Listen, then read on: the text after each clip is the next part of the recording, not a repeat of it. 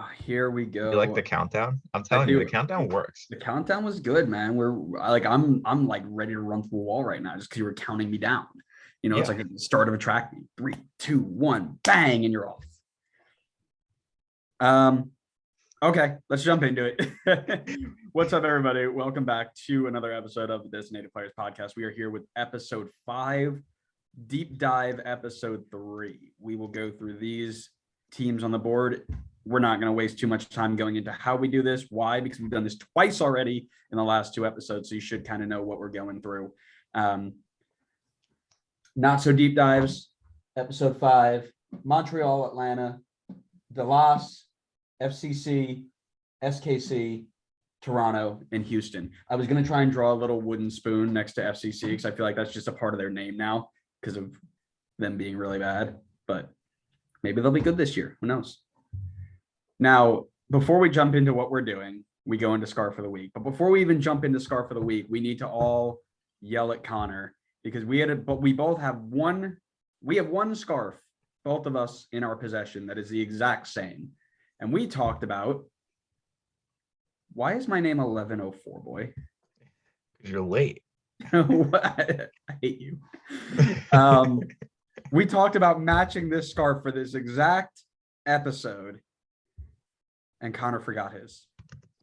So I am rocking that scarf. This is the FC Cincinnati inaugural season 2019 scarf on MLS.com for a single dollar. An absolute steal of a scarf. Connor also has it, but he didn't bring it today. I'm wondering if that's actually the FCC one that I have. You have to. We both bought the same one. I don't know. What do I'm you trying got? to find my order now.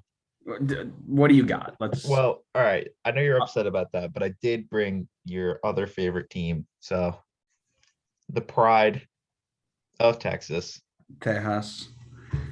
Listen, I actually really like that scarf. I think that's a really nice scarf. It's backwards. Hold on. Fix it.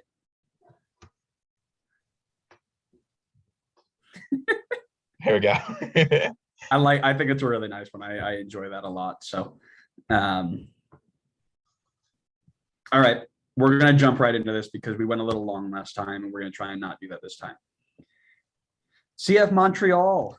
Wilfred Nancy jumps into year 2 after taking over for Mr. Thierry Henry.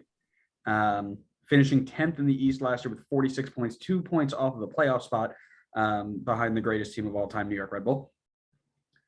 A very interesting look as to what this team may come out and look like. They may go 3 in the back. They may go with 4-3-3, kind of like I did last year. I have them right now in a 4-3-3. You can tell me if you have anything different. Pantemis in goal with Johnston, Corbo, Camacho, and Miller across a back 4. Wanyama and Piet and Mihailovic make up a midfield 3 with Kyoto or Ahmed Hamdi at left wing, Torres on the right, and either Mason Toy if he's healthy or Sanusi Ibrahim at the striker spot. What do you think? Yeah, sounds about right, I would say. Yeah, I think it's definitely not set in stone. There are definitely a few people. That goalkeeper spot isn't necessarily locked down with Breza coming back, who had basically just about the same rating as Pantemis did over a few less games. Will they go to a back 5 with Johnston and ZBG? I don't know. So that is something we definitely need to focus on. I think they also got Bjorn Johnson at striker as well that could possibly get into the mix. He could, yeah. I saw Ibrahim and Toy as the first 2, and then they could go 5-3-2, right, and go play with 2 strikers and have him come in and kind of play off of Ibrahim or Toy for sure, absolutely. That puts a few other people down on the bench, but yeah, there's a lot of things Nancy can do with this team. It'll be very interesting to see what he comes out with. But my question to you, Mr. Connor Wright, did they improve during this window? You think they got better? Well, I think really the only place that they potentially got better. They brought in Corbo and Johnston. I think Johnston's a little bit of an upgrade on ZBG. but granted, not, a ton. I still think ZPG was solid. So is that a And yes or no? well, Yeah, did you or go a over no? who they lost? No, but I'm talking about players that they came in. So I'll answer my question because you're waffling on over there. You and your co-host in the back over there. Anybody who's watching can see Fathead Connor playing tennis on the wall. Hmm. I think they did, right? You've got Johnston, as we talked about. You brought back Hamdi and Camacho. Breza came back as a second option in goal. And Corbo on loan, I see a lot as a Louis Binks type of Bologna loan. Young, good potential. I think he's got a real good shot at sliding in and being successful in that team. They did lose Maciel, but he wasn't really fitting in much anyway. I'm gonna say that they improved a little bit. I'm gonna go ahead and be happy with that. Yeah, I think that's kind of where I was leaving as well. They also got the youngster Mako Miljevic. Okay. High potential, I think, probably won't start right away, especially since I think he plays the same position as Jordy. And Jordy's their best player, so they're not going to swap out Jordy. But Allegedly. what do you mean allegedly? Um, You don't think Jordy's their best player? you've got Victor Wanyama. He played in Europe, so that means he absolutely has to be their best player. Oh, What? here we go again. Haven't we talked about this? I feel like we have. Uh, yeah, I'm gonna say they improved as well. I don't really think they lost much at all. Uh, so adding Johnston and Yeah, in terms of who they Corbo is lost at the good. end of the year, it was all. I mean, Clement Diop. I think he was kind of on his way out anyway. Yeah. Um, Mustafa Kiza and Balu Tabla both maybe. Oh man, Um, Balotaba, what a fall from grace. I know, right? Barcelona. Yeah. And then Maciel is the only other one that kind of stuck out to me. So You'll be happy to know no Kike Struna anymore. I know I saw that too. It's like that's an automatic A off season for me. What do they still need? What do they need to be better?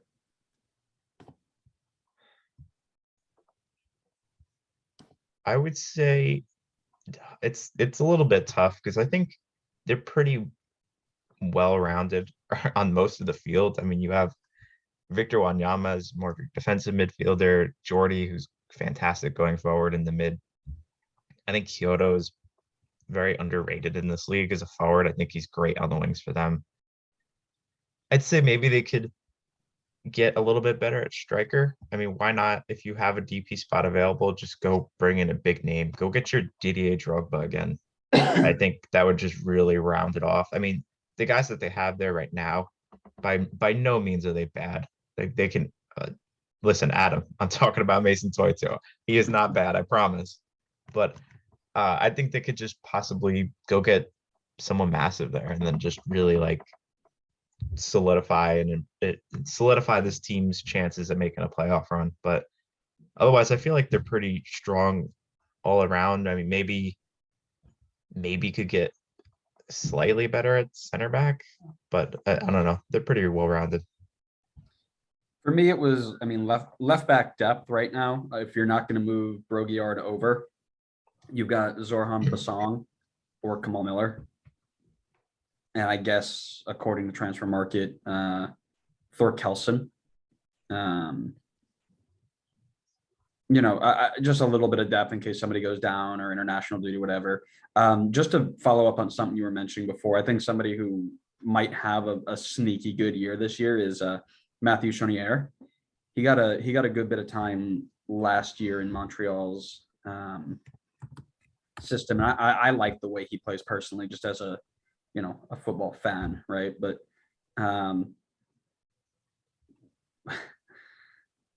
I was just about to bring up Lassi Lapalainen and kind of where he fits in, but I have a feeling your answer is the bench. Is that where he fit in? Yeah, but no, I agree with you. I think they're pretty deep in a lot of important areas, and different people can kind of fill in when needed. And they're flexible. It gives them a lot of flexibility to make formation changes, right? They can play with wingers, they can go more central.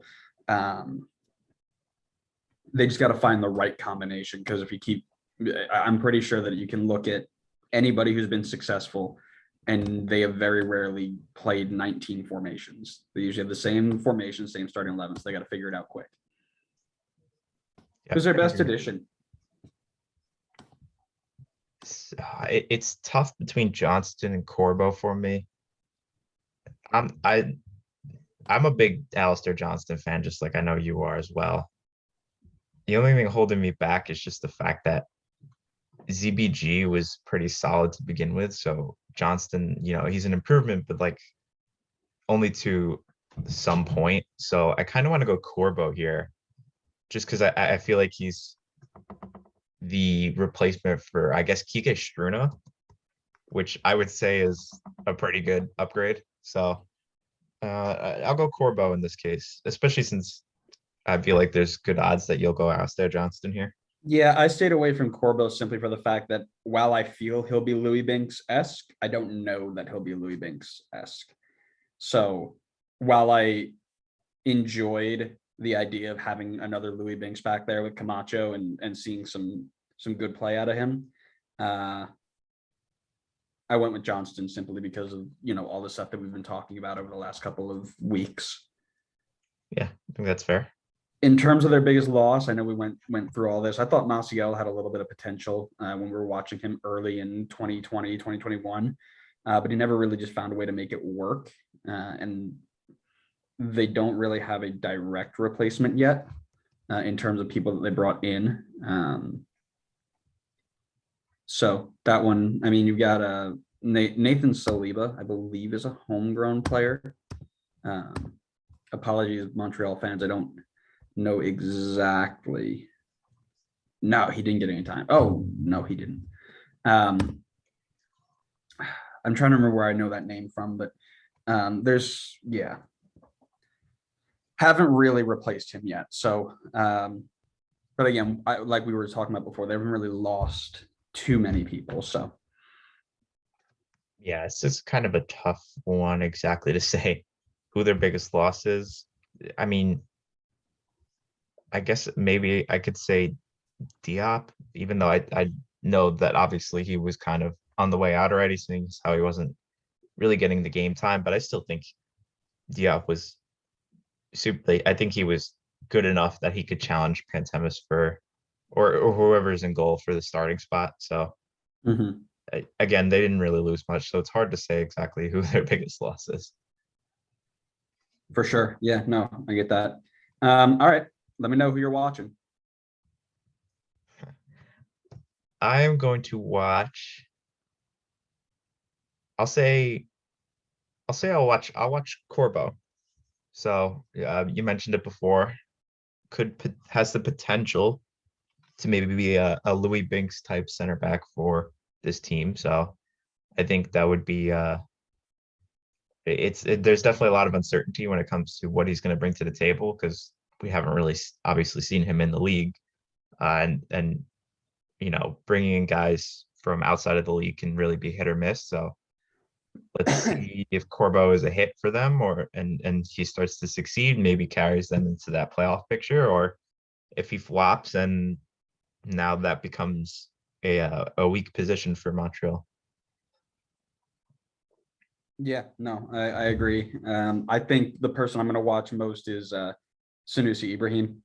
He was really more of a sub last year, but he did have 4 goals in 900 minutes, and one of those was against Red Bull, which is why I kind of remember him. But he's super dynamic. He's really, really fun to watch in terms of just creativity and making things happen. I think if they give him a shot, I think he has a really good year in 2022. So that's why I'm watching. Big questions. This is our TikTok theme of the next couple weeks is big questions for teams. My big question: what's your shape, and what are you doing with Zachary Breviard? You spend $1 million bucks on Alistair Johnston, and they're both on the same side of the field. You either got to convert him over to the left back, convert Johnston over to the left back, or sell him on. So what's going on with that, and how quickly can you get that done? Because that's money that you can reinvest, right? Yeah, that's a good one. My question is, what takes this team to the next level? So I feel like they didn't change a ton from last year. They upgraded a little bit in a couple of positions, but what's going to take this team to the next level to the point where they're challenging for top of the East? What do they need to do in order to get to that level? Because I think they improved enough that they can make a realistic chance at getting into the playoffs, but I still don't think this team is necessarily good enough on paper to challenge for that supporter shield top of the East spot. So what do they need to do in order to do that? Gotcha. All right. Then my last question for you before we move on to a very special team, which is I'm surprising you don't have this scarf. But anyways, where are they finishing? I'm thinking Montreal is going to be I want to say this is similar to where I said DC. So I'm thinking right around the playoff line. So maybe somewhere between like 6 and 9. Okay. I might be spoiling some things here for our next few episodes. I've got them at 5 through 7 in the East right now. I think this team on paper, if they stay healthy, is a playoff team. It could be. Yeah. So I mean, they very well could be. I am very, very excited for that. But that is our Montreal not so deep dive. We didn't get too deep, but we'd love to hear your thoughts. I know we have a few Montreal fans that love interacting with us. So shout out to you guys, and we hope to hear from you and your thoughts really soon. Off the board. Moving on to Atlanta United, which I'm surprised you didn't pull this scarf out, considering, it's kind of like your team, but that's all right. Fake fans and whatever. I thought I hadn't shown this Dallas scarf off yet, so I wanted to bring out the a new one. Listen, man, excuses are great. You They are. keep it up, and I am. I'll back you all the way. But anyways, Gabriel Heinze goes into yet another season after finishing 5th in the East, 3-9-12, which gives you 51 points. Was it 51? I didn't write down how many points. That's weird. Please well. But anyways, Yes, 51. 51. I thought it was 51. Look at me go. I'm great. Let's talk about that starting 11. Right now, I've got them in a 4-3-3, which can obviously change because there is a ton of new faces in there, and they went with 3 in the back at one point, and Gabby is not impervious, I will say, to trying things like that. But you're looking at Guzan in goal, obviously, with our boy Andrew Gutman, Robinson and Franco as a center defensive 2, and Lennon on the right. Sosa and Ibarra in a defensive midfield role, with Almada playing at cam, with Marcelino Moreno, Josef, and Araujo at a front 3, which on paper is terrifying. Goodness me. What do you think about that? You said front 3 was Araujo, Moreno, and Josef. God, that is scary. I think the crazy part is that I think you could rotate in like Mateus Rossetto as well. I think he'll probably get some game time. And then they still, I think, technically have like Emerson Hyndman on the roster. Yeah, Ozzy Alonso's here now. On his way out. I can't see Ozzy getting too much time. No, but he's probably that like Sosa replacement, I would say. So I think Hyman's got to be out soon, I think. And most likely. They got Sadic as well for some midfield depth. Yeah, he's and he got some time last year too. Yeah. Towards the end of the season, he was definitely getting some pretty good minutes. And then, of course, you got George Campbell as well, who can slide in and make a center back 3 if he's up to speed. I think if Franco ends up making a move this summer, Campbell's getting that starting spot. Do you think he's ready for it? What do you think? Yeah. I think if I almost feel like on a similar projection to Miles Robinson. Ooh, I like that. if he got time, I think he would follow a similar route. I mean, obviously, like a lot of things would have to go right. Like Robinson's career has definitely skyrocketed to, being one of the starting center backs in the men's national team picture. So, I Yep. mean, that's a big jump for Campbell to get to, but I think he has that potential. Um, Let's yeah, I talk think the about lineup is pretty spot on. nice. All right. Let's talk about improvements. Did they improve? Yes, I think bringing in Almada is definitely an improvement. I think the midfield hopefully now has another year under their belt and will have gotten more comfortable to the style of the league. Because I think Sosa definitely could have been better. So I think now there's the potential that he's a little more settled in and playing better. Same thing with Ibarra. I think the fact that they kept the back lines together. I know they lost George Bello, but to replace him with Gutman is like an instant replacement. So Oh I think yeah. that's great. So I think that they kept majority of their talent together, and then they just improved. Well, I wouldn't say they necessarily improved. I think Barco for Almada might be like more of a straight swap. So mm, maybe I would second guess improving. I think the team overall will improve, but I don't think that they necessarily brought someone in who was a direct improvement over someone else.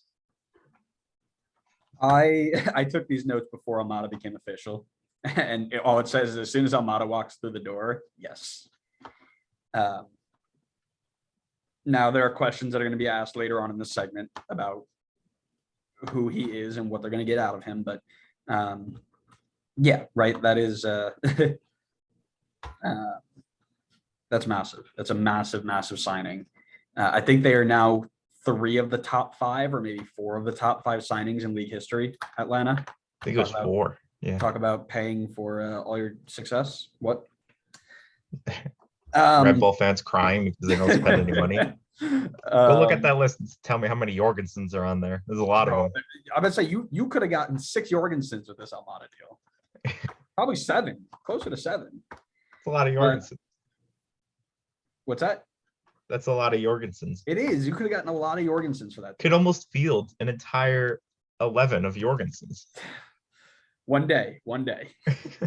All right. From an Atlanta fan standpoint, what does this team need to get better? I think they need depth in a couple places. For one, I would say goalkeeper, they got to come up with a solution down the line, like something more long term. Like Brad is I would still say he's a good keeper in the league. I know that he can make mistakes and stuff, but obviously he's getting much older now. His years are getting numbered and they're ticking down. We need to have someone who's going to be able to step in when Brad is done. So I think that would be something I think that they could look to build on, is just maybe a long-term answer at goal. And then maybe a little bit of depth at, I would say, I wish we had a little bit more veteran depth at center back. We have backups of Campbell and Morales, but I'm not sure if Morales is going to be with the team this year. It says he's loaned out, so he might be with like Atlanta United too. Are you disrespecting Alex DeJean? Oh, How could you? yeah, I missed DeJean. I still think they could get a little bit deeper at that position. Maybe at left back they can get a little bit deeper. Right now, I think the backup is Mikey Ambrose. Maybe actually. Oh man, I don't know. Maybe midfield depth if we were talking about them losing Hindman. So if that's the case, then I think they could be pretty thin at midfield. I think they have Rossetto as their backup and not much after that. Alonso. So I would say maybe midfield depth, assuming Hindman is gone. So you've just worked your way up the entire field. Have you picked a position yet? Yeah, pretty much. I don't know. I don't think that, you know what? I'll just say it. I don't think they need to improve anywhere. This team is Thank perfect, you. and they're That's winning the the supporter shield. answer. It wasn't that hard. This team is exactly where they need to be. they have MLS experience now pretty much at every spot outside of Almada, but that's okay. He'll get there. They're deep enough where if somebody goes down, they can backfill for the most part. They're pretty much exactly where they need to be in terms of starting 11 and first 4 off the bench. That's the answer. The reason it was so hard for you to pick is because that's the answer. If I had to be nitpicky, I think Casternia is your long-term answer. I think that he's got good potential from what I was hearing about the Inter Miami area. So you brought Bobby to work with him and Brad to work with him. He'll be okay. You might, if there's these rumors of Eric Lopez being sold the year after you bought him without playing any games because your front office is a mess. He played You games. might, huh? He played games. All right. You It's not might a lot want to of look. games. You might want to look into something that's a little more long term, but that's if I'm nitpicking. I think you're okay with everything We else. have our long term, at least in my opinion, we have our long term striker and Tyler Wolf. Tyler Wolf. Yeah. Interesting. Am I thinking of the wrong? Am I thinking of? Are you thinking of Conway? Yeah, sorry, I meant Conway. Yeah, Jackson Conway. I think from what I've seen, he was getting some minutes in preseason, and he was looking pretty good. So He did I the think same thing last year too. yeah, but then he like never really got a chance until like I think later into the season. I know he got some opportunities, but I'd want to see him get some more. But it's hard, obviously, because of Yosef. They also just Atlanta just signed the young Mexican player. I forget his name. They did. Luca? That was yesterday, wasn't it? Yeah, I think so. I think it was didn't- Luca. I don't remember his full name though. Yep. I missed that one. So like I said, I prepped this a couple days ago. So that's okay. most Like I definitely said, and long-term. I was just nitpicking. I wasn't. It's I hard, said, like you said, it's hard to find a hole in this team. Yep. They're just perfect. Are we going to talk about best edition? I think it's pretty self-explanatory. Ozzy Alonso. Yep. We can move Yeah. on. Yeah. Thiago Almeida, obviously the best edition. Biggest loss. I'm saying Barco. I don't know. Bello, maybe? See, I think you've got a straight swap for Bello right now at technically left wing where Barco is playing, which I know it won't be this way because you've got Marcelino Moreno who can play out there. But the only like pure left winger is our good friend Jake Mulroney. So if you need to use Marcelino Moreno inside, you're hurting for left wing depth. Yeah, maybe. And Machop Chol. But Oh, you can't just slide Machop Chol at the last minute. Machop Chol is absolutely he should be second on the depth chart ahead of Jake Mulroney. Player that's pretty fair. Player to watch in 2022. Who are you watching? I want to watch Luis Araujo. I am pretty high on him this season. I think he's gonna be phenomenal this year. I think people forget a lot that for one, he's not super old, but he came over from Lille, who was playing in the Champions League and won the French league ahead of PSG. Mm-hmm. And he was getting solid minutes for them. I mean, he was a key, granted, probably not the most important player, but he was still, a key squad member for a team that topped the league over PSG. This guy is going to bring quality to this league. And I think now that he's gotten a little bit of a window to kind of settle in, not a full season, but I'm feeling a super strong season from him this year. So I'll be watching him. I think he's going to be a lot of fun. Nice. Mine was obvious. It's Jake Mulroney, our Lord and Savior, the absolute GOAT. Yeah, I'm ending the call. Thanks, everybody. See you next episode. No, it's Thiago Almeida for me, right? And it'll lead into my big question. Look at that. Whoosh, that transition. What type of Almada are we going to see? Is he going to be Miguel Almiron or is he going to be South American Player of the Year, Pity Martinez? Right. South American Player of the Year, Pity Martinez was not terrible. In his first year, he did nothing. He was not terrible. He just had a high price tag and high potential. and high it, standards. and it got nowhere until his last year. I wouldn't say he got Um, nowhere. He still made the playoffs and everything.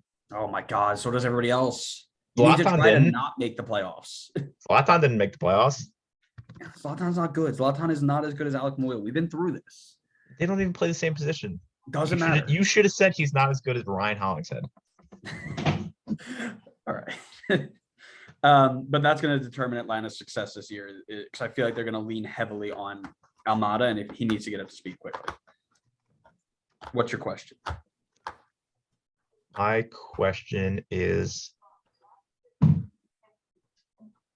more so with the back line. Can the back line gel together? I know they didn't change a lot. I mean, the only change is just Gutman coming in. But we know the talent is there going forward.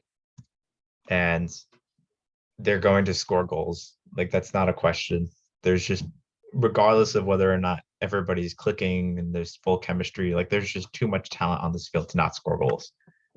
So at that point, the only thing stopping them from being the most dominant team in the league is just, can they click defensively? Can they get the chemistry down with Robinson and Franco, and then Gutman and Lennon on the wings, and then Brad and goal? Can they click together and keep out enough goals so that they can win? I think that's going to be the question mark for them. I can't see them not being that successful, but yeah, I think so too. I think that they'll be super solid. And my worry more so is the chemistry between Robinson and Franco. I don't know if they'll click as well as like Robinson and LGP did when they were together. But interesting. We'll see. Okay. Well, where do you have them finishing then, Mister? Call me biased, but I'm super high on this team this year. I think they're finishing between first and third in the East. I'm not calling you biased. That's exactly where I have them. I'm sold on this team because it's not like a Toronto where they bought all these players, and I think Toronto's gonna be great too. By the way, don't get me wrong, but it's not like they bought all these players and like, oh, they've got all really big names and they're gonna be great, and they still need to get used to the league. All these players here have at least 1 year under their belt. I'm with you. I go 1-3 in the East. Nice. Let's go. Supporter Shield, Atlanta United. All right. We're going to take them off, and I'm going to make you stop talking about this because now we're going to talk about a bunch of fake people. FC Dallas. Now, they've got a new head coach as of December 2nd in Nico Estevez. So he takes over a team that finished 11th in the West, 7-15-12 with 33 points, losing their top goal scorer, best U22 player in the league last year. He's got a job ahead of him, and I need to update this because I had our good friend Ryan Hollingshead in here, and now he's gone. Oh, R.I.P. The projected 11 I have them in right now is a 5-2-3 or a 3-4-3, depending on how you look at it, with Martin Paez in goal, Nanu at right back, Martinez, Hedges, and Nkosi Tafari at center back, with Marco Farfan at left back, not Ryan Hollingshead, Quignon and Cerrillo in the center mid, Velasco or Schoen on the left, with Areola or Obrian on the right wing, and Franco Jara up top. Thoughts? I'm a little bit surprised that you said Franco Jara up top when they still have Jesus Ferreira on the team.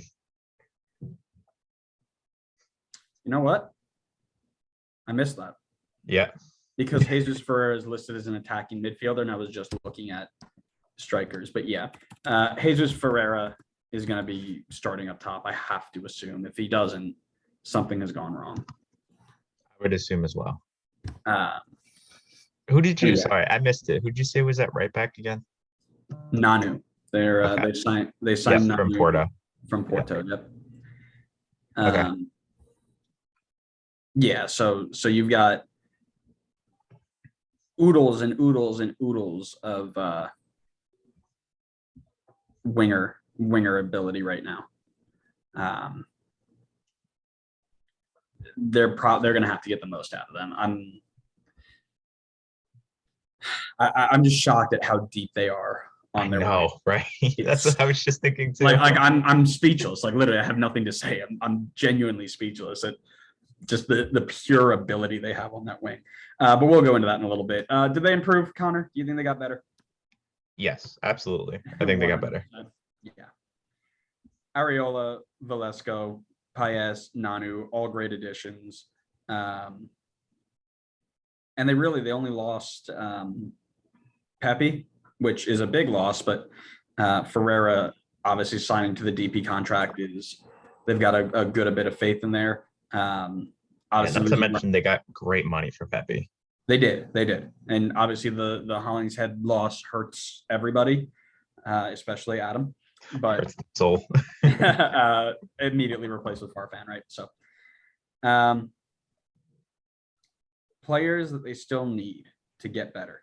What would you say? I think, especially if you think they're gonna play with a back five, they need some more center back depth.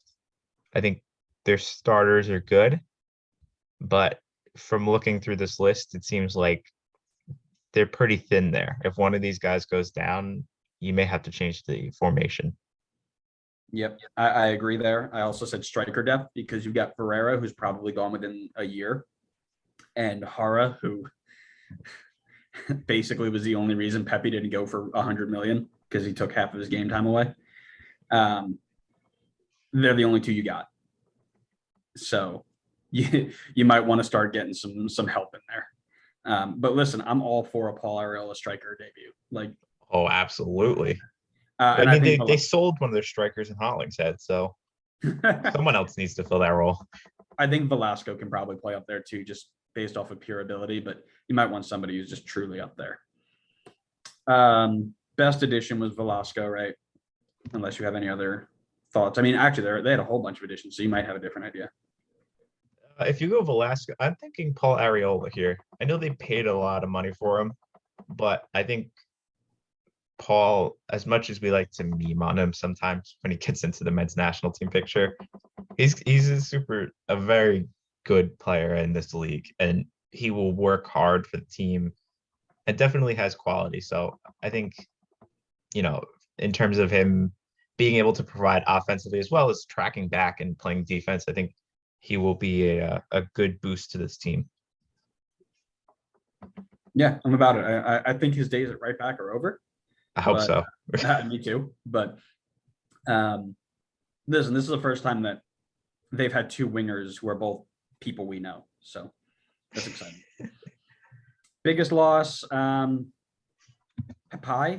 Ryan Hollingshead.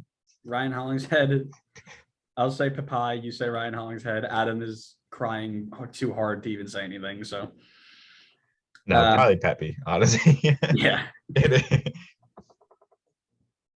Player to watch in 2022. Who is it? Oh man, I want to watch. I don't know how much game time he's gonna get, but I want to watch Sean. I know you do because we didn't know he existed until he dropped. Yeah, but he had like 400 minutes. Yeah, so I think from the smaller sample size that we saw last year, I think the potential is absolutely there, and the talent around him is even better. So I'm expecting even more assists this season.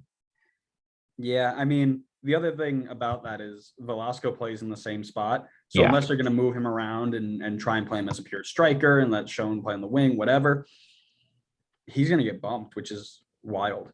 I have Velasco, but the other person that I kind of had in the back of my head is Paxton Pomykal. Where does he fit in? And if he does, how successful will he be?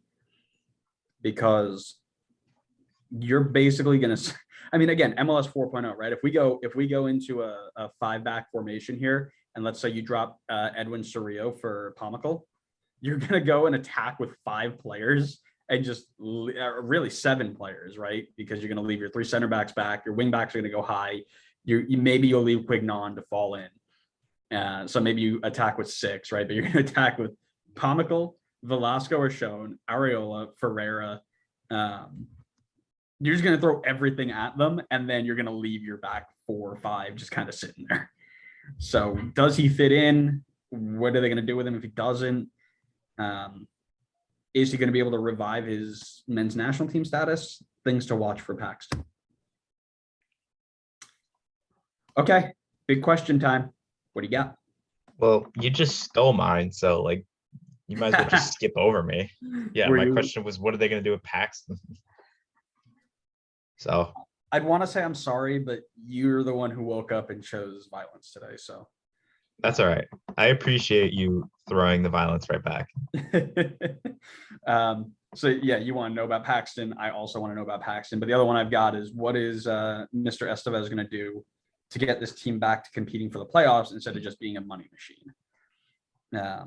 Again, is it what formation is going to use? You know, who is going to come out of the old regime and really, you know, ball out and just make a name for themselves, right? Things of that nature. Where do you got them finishing? Definitely not rock bottom again this year.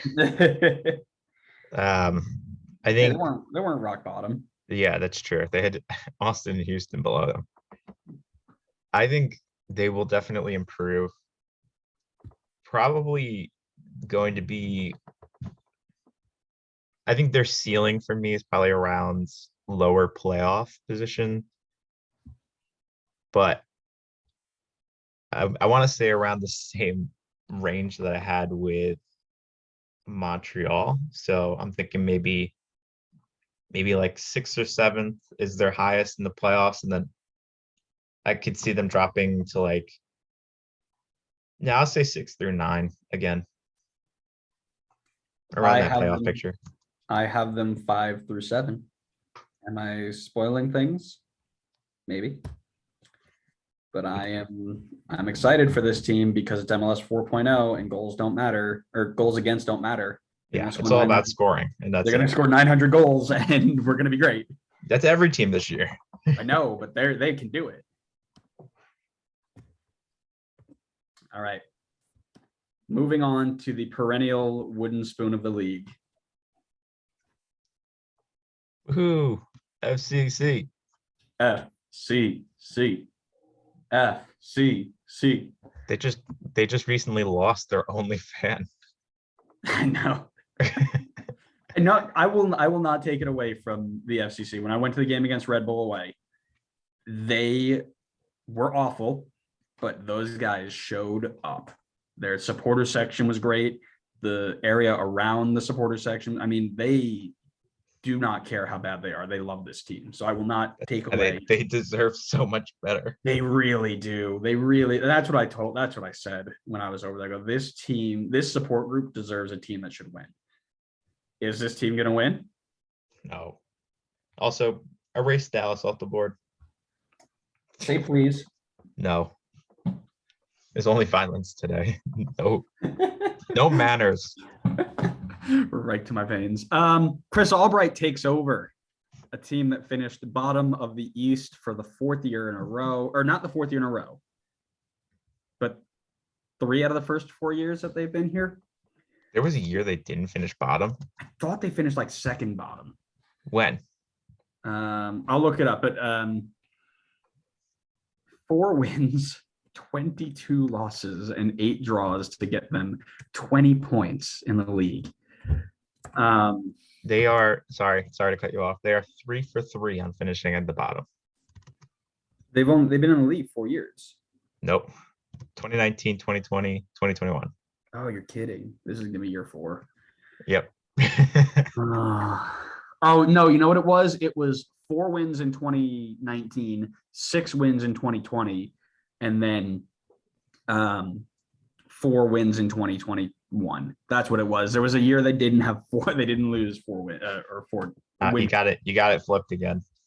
It's 6 the first year in 2019, then 4 in 2020, and then 4 in 2021. That's gotta be illegal, man. That's gotta be illegal. They got worse since their first season. That's gotta be so illegal. Let's talk about their projected 11. Alec Kahn in goal, probably their best signing. I love Alec Kahn as a signing here. Deciding between Alvis Powell or newly out of retirement Ray Gaddis at right back. Blackett and Viacia at center back with Matarrita or John Nelson at left back. Maybe they go 5 back and drop Jeff Cameron in there. Right now, their center mid is looking like Jeff Cameron, Yuya Kubo, Yes. and Luciano Acosta with Atanga, Barreal, and Brenner up top. Here's the way I'm looking at this. Simply to help them, the last few years, we have been like, oh, they're going to get better. They're going to get better. And they've been rock bottom. So if we come out and say, man, these guys are going to be awful, maybe they'll get better. I mean, I'll say it and I'll genuinely believe it. It's just brutal. Did they improve this window? Oh, No, no, so much work. Albright basically took back the same people that got them bottom of the league the last 3 years and pulled Ray Gaddis out of retirement. God. This is gonna be a tough one. What do they still need to get better? I'm going to just pull the opposite of Atlanta and just say everything. Everything. I'm gonna go and say, God, I'm gonna say center backs, like a good starting center back, center mid depth that isn't a winger. God, it's such a mess. I can't imagine Chris Albright walks into this roster and is like, oh yeah, I'm gonna do something with this. He's got 4 years of work ahead of him before this team is anywhere close to decent. Yeah, I think not to use the cop-out answer of everything. I agree with you. I think center mid, definitely a position they need to improve. I'd say right back, center back. I would stay away from right back, I think. He loves himself some Alvis Powell and retired Ray Gaddis.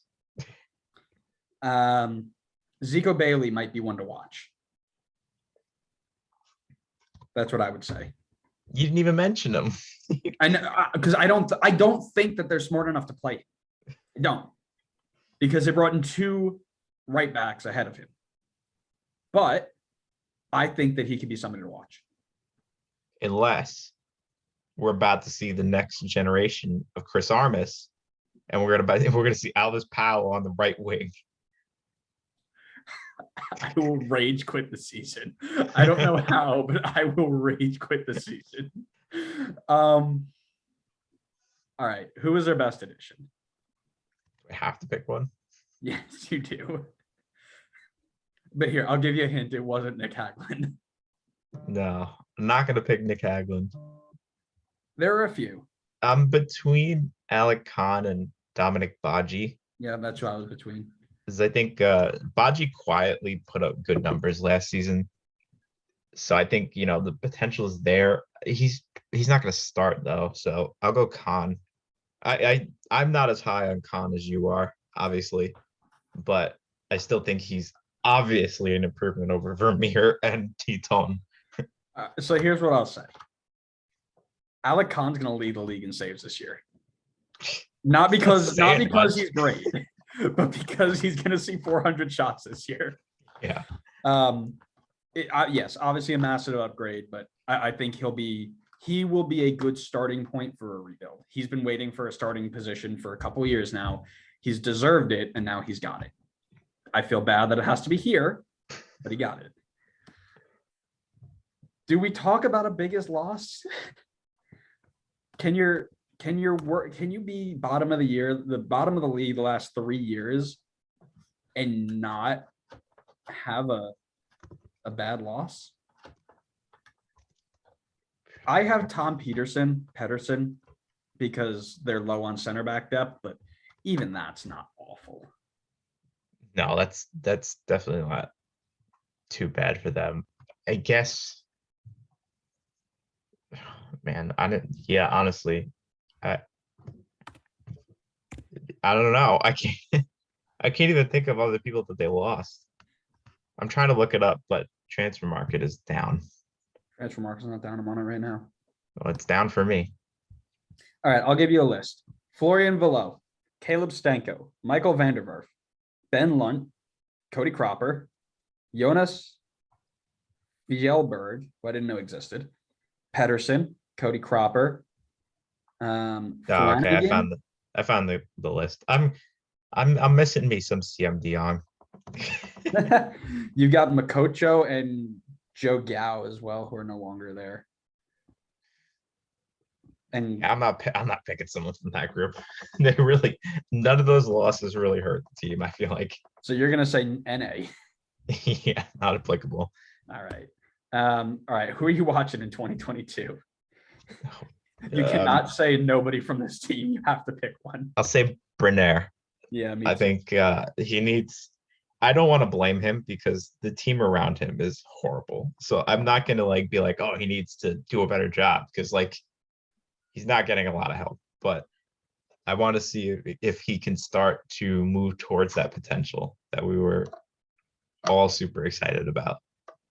Especially someone who thought FCC was going to be way higher than they should have been. Yeah, Adam. I also had Brenner. I'm thinking that maybe with Albright at head coach, he pulls a Nikolic and drags his team to relevancy. Maybe, Yeah, okay. if we're lucky. Wake up from your dream, buddy. Yeah. All right. Big question going into the season. What do you got? How do they avoid? Can you get less than 4 wins?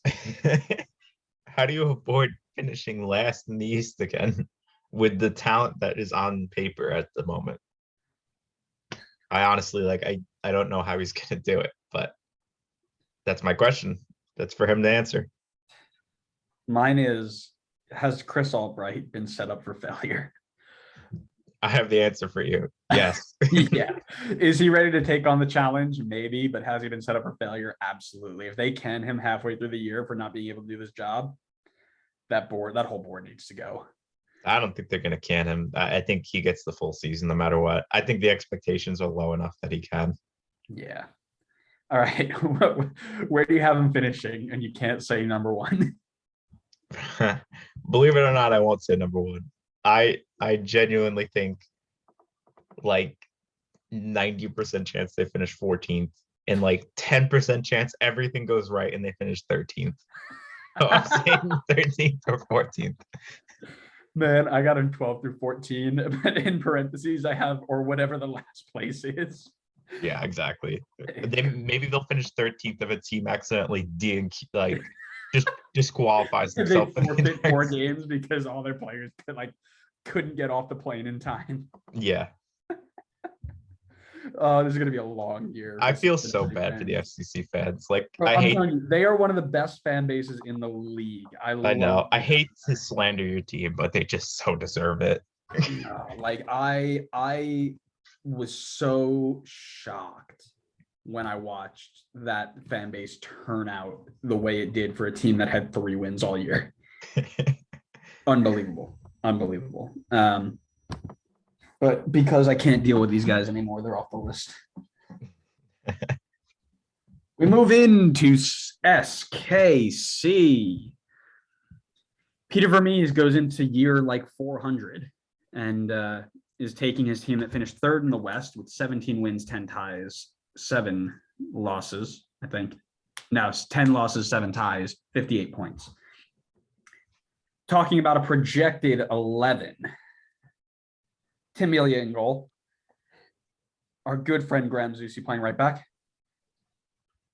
Fontas and Volader at the center back spot with Ben Sweat or Logan Ndembe at the left back spot. Either or can go in there. Depends on, I guess, formation and shape. I got a midfield 3 of either Russell or Espinoza, Walter or Hernandez, and then Gadi Kinda. Left wing Shallowy, right wing Russell, striker Kyrie Shelton, with Alan Polito being hurt. What do you think? It really doesn't even matter. This team just pulls out making the playoffs every single year somehow. So yeah, they'll be fine. Did they get better? I don't think so. Did they get What do you worse? think? Did they get worse? Probably not. No, I would say they're probably about the same. I'm on the same page as you, my friend. I think it's probably pretty much an even split, not much change in or out. They brought back everybody who's pretty much out. I'm cool with an even split here. I'd say Volader is a pretty good pickup, as well as Ndembe. But with Alan Polito going down, and that's not a making of their own fault, I'll just say even split. Players that they need, what would you say? I would say striker.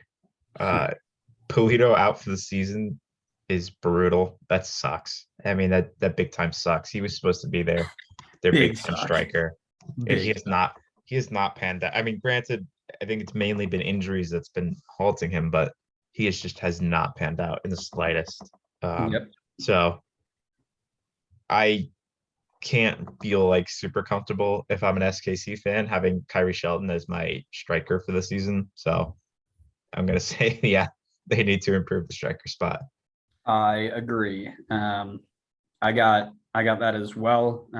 I think if Shelton goes down or goes cold, you'll see Shallowy slide into that spot. I think he'll get a little bit of time up at striker this year, but yeah, definitely need to go. And I know they're looking, right? Once Alan Pluto went down, they went to go look for a big name, but they need to get somebody in.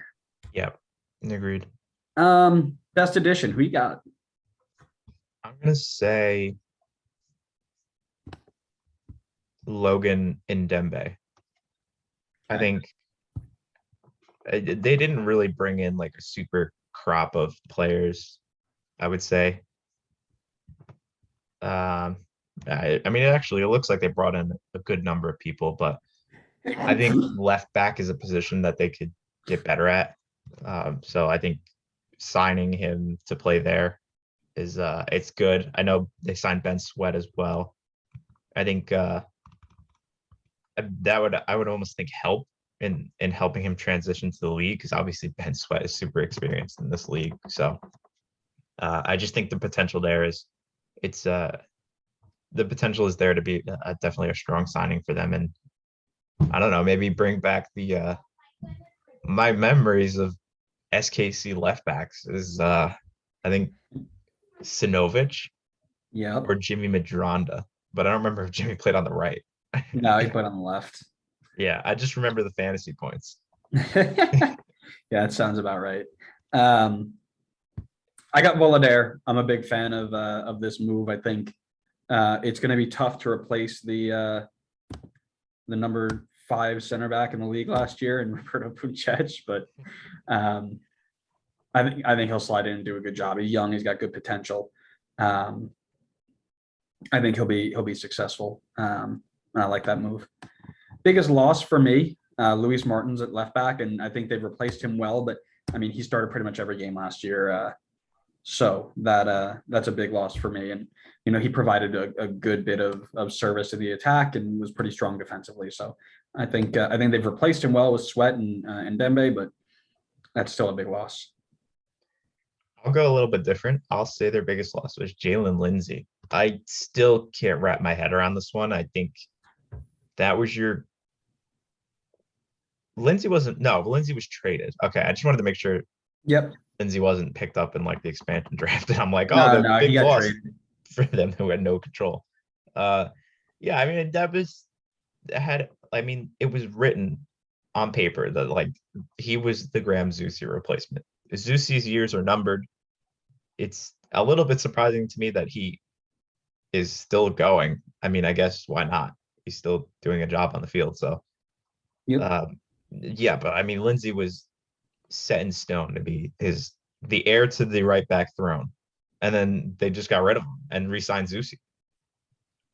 I don't know if they have like another plan in mind of who they're gonna play at right back, but I just feel like they were building Lindsay to be the right back replacement for so long and then just scrapped it at the last minute. Yeah. No, I agree with that. Who are you watching in 2022 then? Ooh, I want to go with a probably more under the radar one here. I don't really think I'm going to pick anybody that's in the starting 11, but I want to watch Cameron Duke this year. I want to see if he gets minutes for them. I think he's got some potential. And then obviously, I think SKC obviously know how to build. through their young midfielders. You know, the path is there, was built by Gianluca Busio. Can Cameron Duke follow that same path?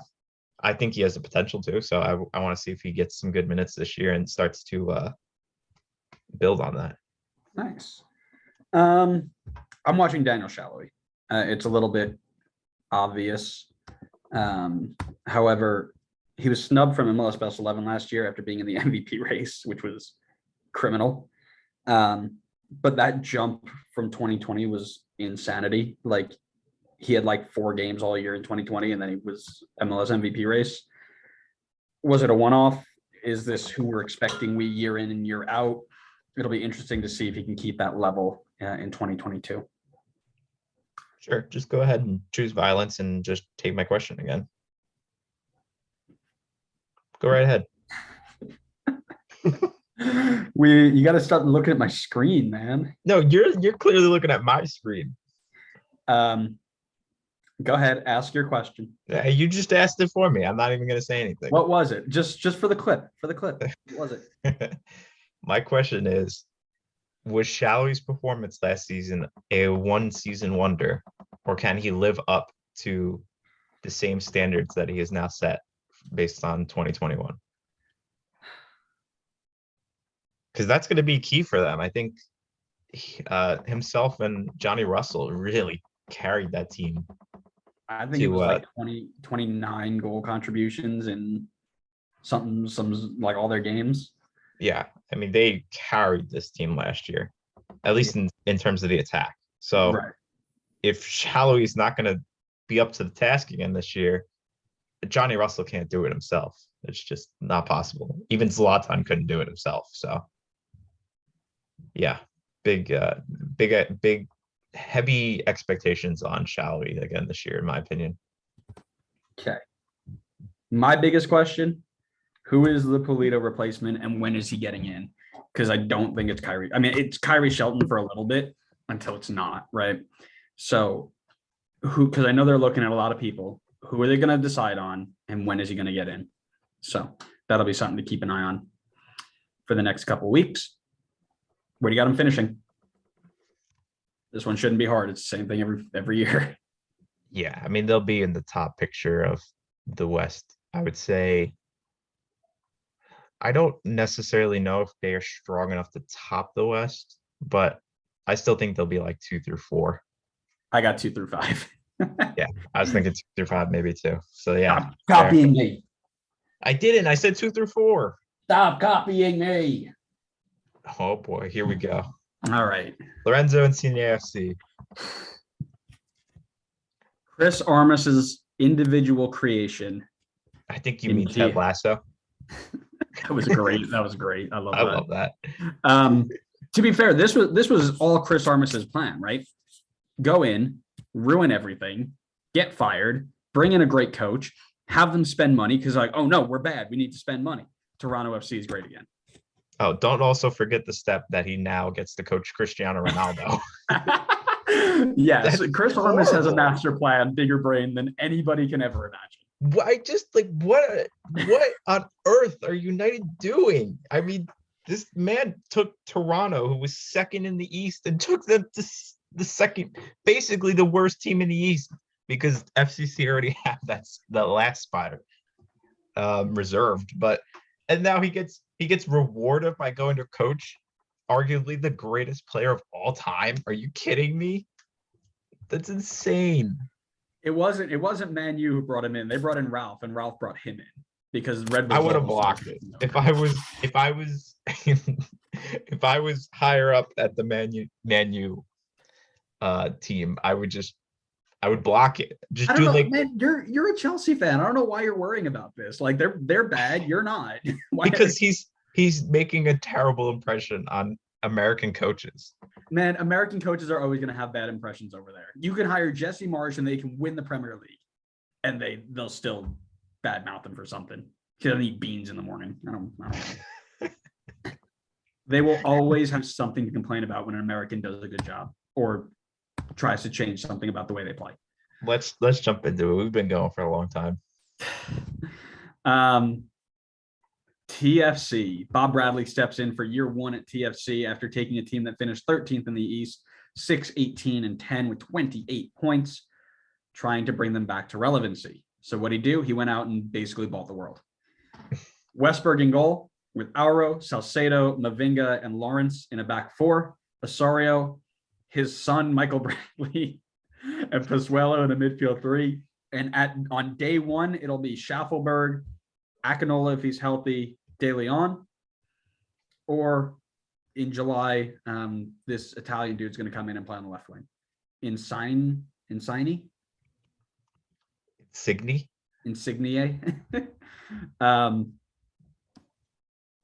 Yeah, and I think they just also bring in a another striker the last few days. I think his name was Jesus Jimenez, which would give, because Akinola is coming off that injury and Achara isn't quite up to that level yet. So if I remember correctly, yes, Jesus Jimenez has come in from Dynamo Zagreb, and he's got a good little record about it. I mean, the Polish league is not the level that most of us expect to be at, but he's got 8 goals, 4 assists in 19 games.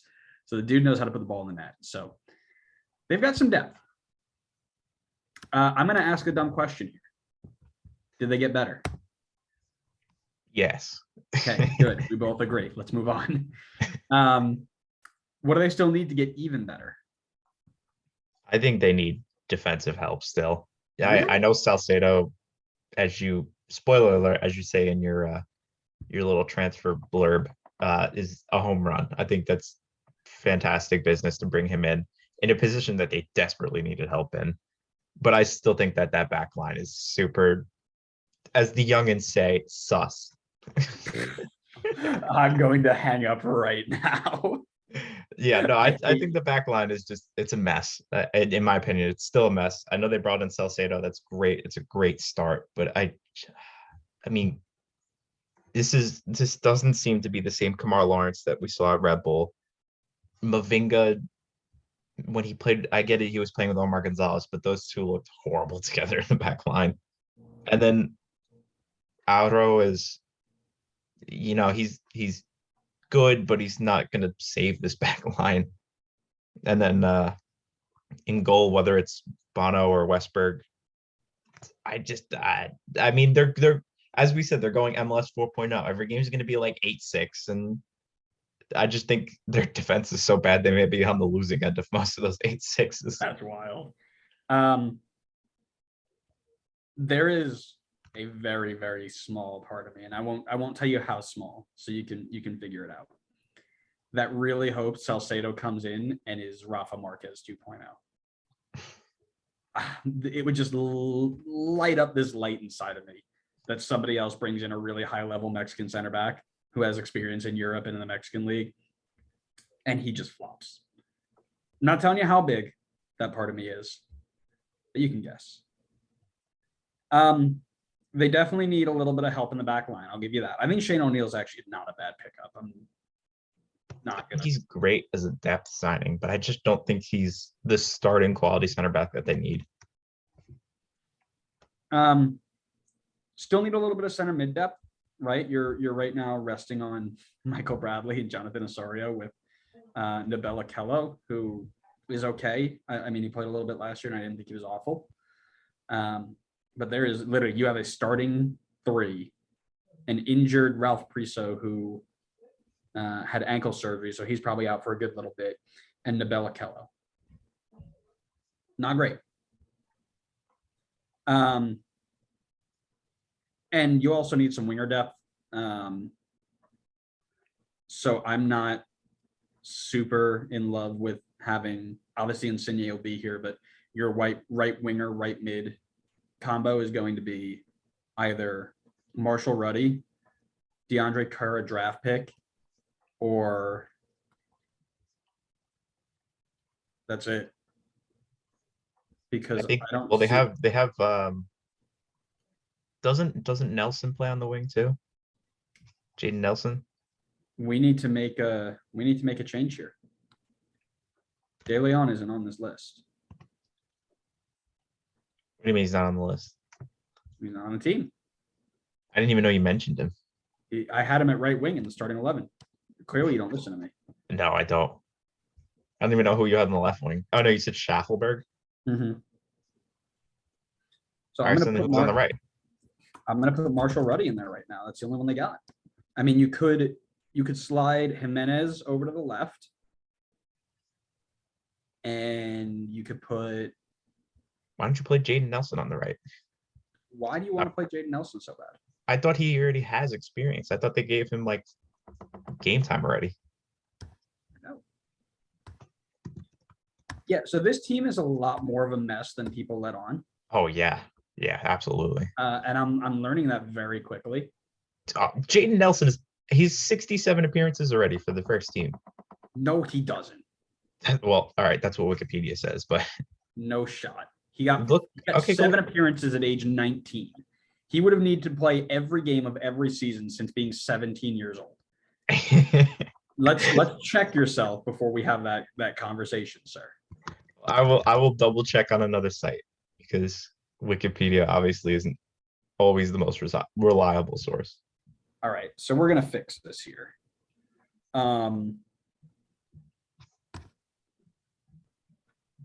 Okay, good. he's got 14. I don't know what Wikipedia was smoking, but Probably counting the second team. I don't know. it's still okay. He's 14 appearances already for the first team. I think Nelson gets the starting spot at right wing. I think they're gonna go and play a 4-4-2 narrow. No, they're not because they've got Insigne coming. What are they gonna do? That's for Bob. That's for Bob to decide. Robert Bradley. All right, I'll put Nelson in there to make you happy. Does that make you happy? I don't really care at the end of the day. Whoever you want to put there. Let's throw Jonathan Osorio there. Why not? Probably, he probably will. Did you mention Pozuelo starting? Yes, you mentioned Pozuelo starting. All right, best edition. We've waffled on this for too long. I'm gonna say Salcedo. Me too. Insigne is not coming until June. Salcedo is going to make an instant impact. You can fight me if you want. Yeah, in a position I think that they were hurting in more. For sure. Yeah. Well, I mean, their wingers are really bad too. So I still think they have like potentially young guys there. Center back, you got Luke Singh. That's probably about it. Yeah. Biggest loss. I kind of want to say Richie Larea. Ooh, that's a good one. I like that one.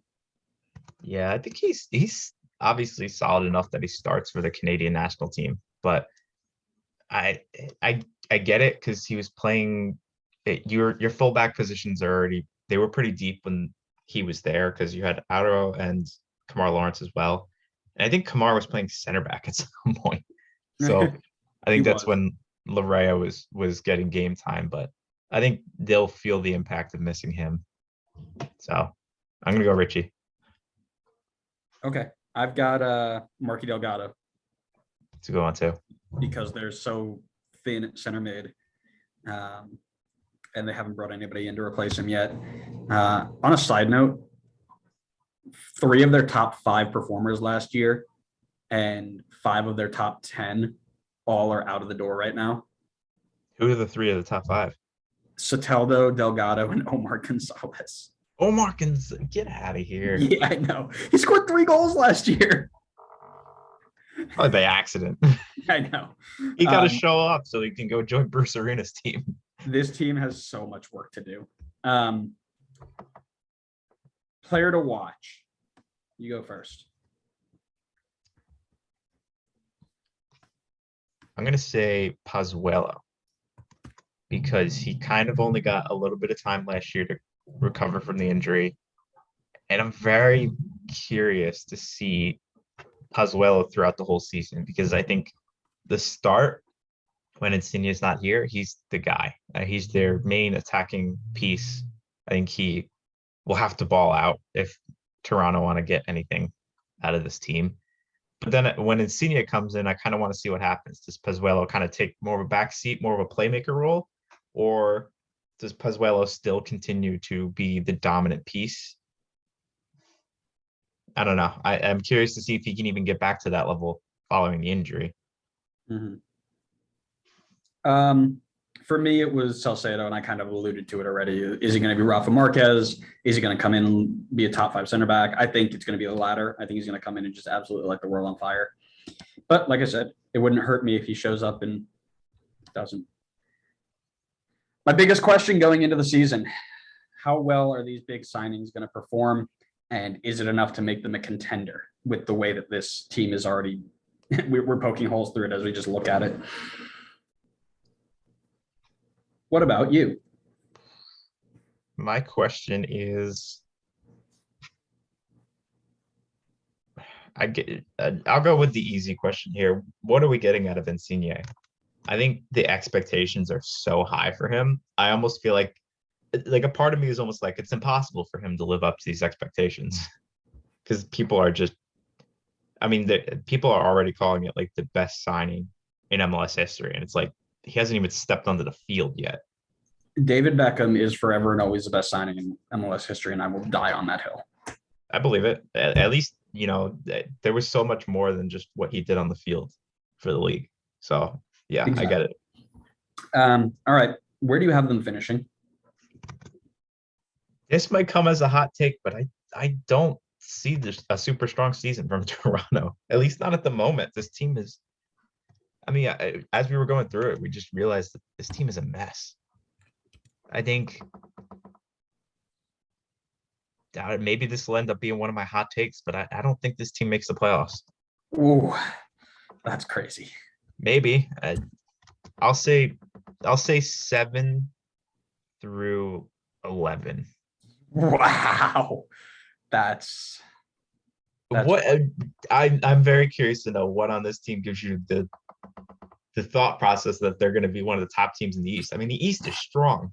I don't have them as a top team in the East. I've got them 5 through 8, so maybe missing out. I'm sorry, not 5 through 8, 5 through 7. But wow. It's because there's a second mid-season transfer window. They're not done spending. There's no way that they're done spending, especially when Insigne comes in. There's no way. They will bring 1 or 2 more players in to really help them out. You're going to see them be linked to a really good number 8, really good number 6, somebody who can fill in a role that they are desperately missing. They'll be okay.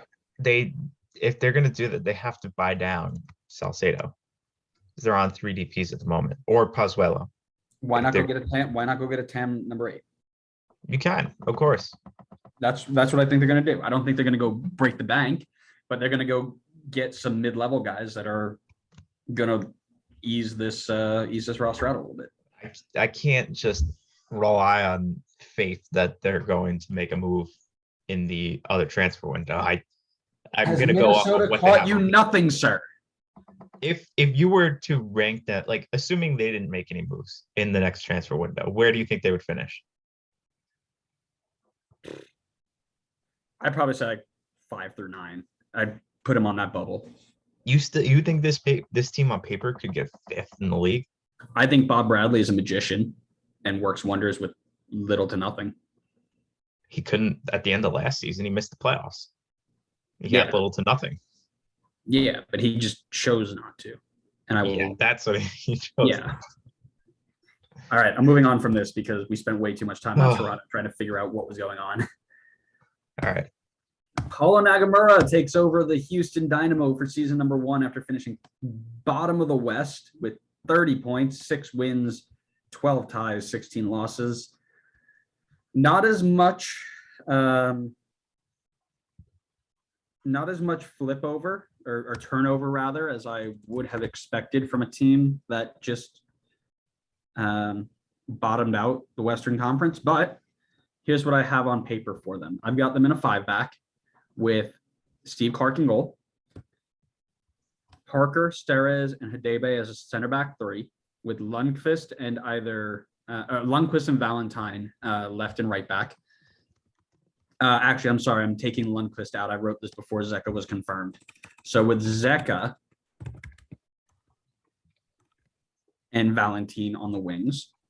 In the middle, you've got Vera or Seren with Corona or Carrasquilla. with Derek Jones as like a fifth person to kind of work in there. Fafa Picault, Tyler Pasher, and Ferreira up top, the big new signing. What do you think? I don't think that this team really changed a ton. I mean, I don't. They definitely improved, but I don't think that they improved a ton. Okay. Yeah, I also said that they improved. It beat me to my question there, but I also said they improved. Adding Ferreira is a great step. You know, with Urruti gone, they needed someone to do that, and they did. What do you think they still need? Probably.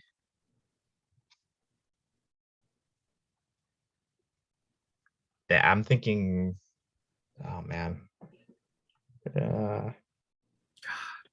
Come on, you should know this by now. No. I don't know. You go.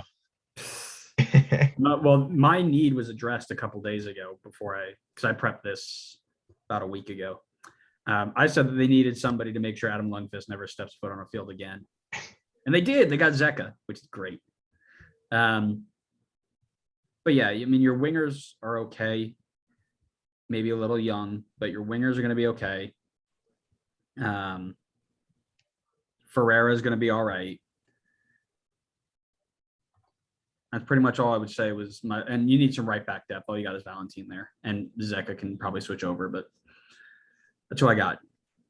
I feel like they could maybe get stronger in the midfield. I don't think any of their guys are bad. They're pretty deep, I would say. Like everybody's pretty good quality and they have options there, but I feel like they're kind of missing like a central playmaker. I think that's kind of where I'm leaning at the moment. Like Okay. almost like a Jordy Mihailovic type player. All right. And again, that'll go with shape, right? What type of shape are they going to put out there? Yeah. Help create that. What about their biggest addition? I think this one's pretty easy. Ferreira, yeah. Yep. Good. Let's move on. What about their biggest loss? I want to say just Marco Maric just to make you upset. As you go look up who they lost. This list that I have up is not correct. All it says is Bajamic was the only one that left. You're not really good at using the internet, are you? My transfer market is not working. You're really bad at internet. I'm not on the internet. Okay, I'll go because you're taking way too long. Okay. I said nobody because you were bottom of the West. There's no way that you could have gotten worse. I'd say maybe Urruti, but he's already replaced. Maybe Fuenmayor, but he didn't really play. Bonet Garcia is like 100 years old. Maynor Figueroa about 100 years old. Yeah, I would say based on that list, I'd say Urruti, but that's about it. Maybe Ari Lassiter, but they didn't use him properly last year. Yeah, it's pretty fair. Player to watch in 2022. Go. I'm gonna say Teenage Hadebe. I am curious to see if because he's considered to be a designated player, which I think it's definitely a lot more rare to see a designated player spot on a defender as opposed to an attacker. So I'm curious to see if, the rest of the league spectators are going to see the hype that I guess Houston saw in deciding to make him a designated player signing. I think the potential is obviously super high. He's going to be playing alongside an MLS veteran and Tim Parker. So I want to see what they can get out of him this season. Yeah, like I said, it's definitely rare to see a center back DP. Hopefully he can live up to that price tag, right? Mm-hmm. Mine's obviously Ferreira, right? Record signing for the team. He's got to prove the price tag. Obviously going to be the guy to draw eyes, but that is mine. All right, where do you got him finished? Or I'm sorry, big question. What do you got? What's your big question for the 2022 season? My big question, is what are they going to do with Memo Rodriguez? Is Memo Rodriguez now going to be relegated to being a bench player with Pasher and Ferreira being the starting wingers? Is Memo going to be moved into a central position? Is he now like their central playmaker? Or is he just going to be a bench guy to come in? And I mean, I know Pasher would get subbed off early from what I remembered a lot. And I think he got hurt. So that it's definitely good to have him as a depth piece, seeing as how he may play a bigger role than a lot of other depth pieces may. But I'm curious to know what they do with him because I feel like he was, I don't want to say the face of the organization, but he was like, a pretty key figure for them for the last few years. No, I agree there. I think he probably rotates in with Pasher. I don't think Pasher's a straight up starting winger yet, but for sure, yeah, I think that's a good point. Mine is related to our coach, right? Is Nagamura ready to lead a team? He's been an assistant the whole time. He was good with Colorado, helped them get to first in the West. Is he ready to make all these decisions? That is my question. Where do you have them finishing? I see some improvement over finishing last, but I don't really see this team skyrocketing up the league. I'm kind of feeling between like 9th and 12th. I got 10th and 13th. I'm on the same boat as you. I think they're probably going to be a year or two away from playoffs again. You know what? I forgot that they added another team to the West. So yeah, I'd probably say 10th through 13th also. But that will do it. Season 3, episode 5 is complete. Let us know what you think about all of our takes in the comments of whatever you are watching this on below. Make sure you're following us on all forms of social media: Facebook, Twitter, Instagram, YouTube, TikTok. So you can see all of our clips if you can't watch the whole thing. Make sure you subscribe to us wherever you get your podcasts so you know when we go live. Give us a rating, give us a share. Make sure you are sharing with all your friends. We are working towards our goal of getting one episode this year at 100 views. We are relatively close. We're about 6/10 of a way there as per our last episode. So keep sharing, keep listening, keep interacting. We love interacting with you guys. The best part about doing this podcast, right? So Connor, you got anything else to say? I don't know. Let me check with the other co-host. Fathead Connor, you got anything to say? He's shy. But until the next episode of the Designated Player Podcast, see ya.